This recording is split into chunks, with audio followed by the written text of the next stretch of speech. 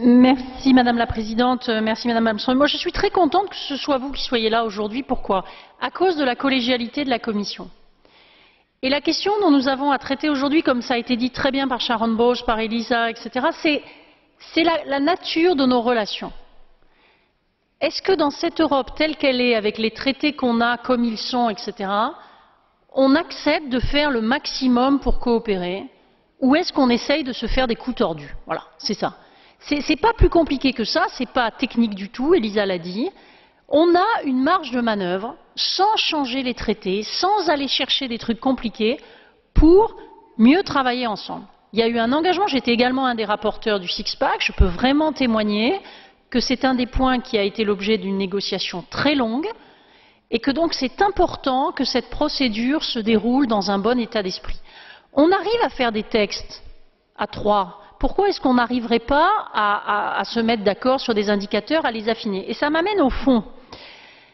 Parce qu'en fait, ce qui est très important, c'est de voir l'enjeu derrière tout ça. C'est pas de se faire plaisir en ayant un joli scoreboard, c'est pas ça la question. Jusqu'à présent, on avait dans la zone euro, et tous ensemble, décidé d'avoir surtout une approche qui était très réductrice, qui était dette et déficit.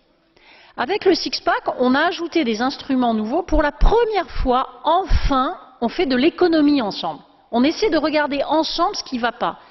Et on commence à toucher des sujets qui sont ceux qui ont un impact sur la vie des citoyens. C'est-à-dire, est-ce qu'il y a du chômage? Est-ce que le niveau de rémunération horaire des salariés est équitable? Est-ce que c'est ça les sujets.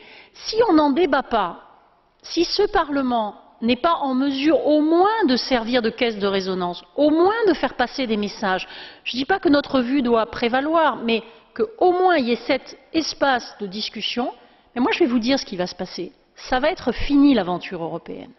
Ce que beaucoup de gens ne veulent pas comprendre en ce moment, c'est que la montée du ressentiment mutuel, la montée de la contestation, qu'elle soit fixée sur Bruxelles, qu'elle soit fixée à tort à mon avis sur Berlin, donne à tous les populistes une occasion rêvée de faire des voix sur le dos de l'Europe. Donc, ou nous réagissons conjointement intelligemment, et encore une fois, nous sommes dotés des instruments qui nous permettent de le faire, ou alors on ira collectivement dans un mur, et je crois que ce n'est pas notre intérêt.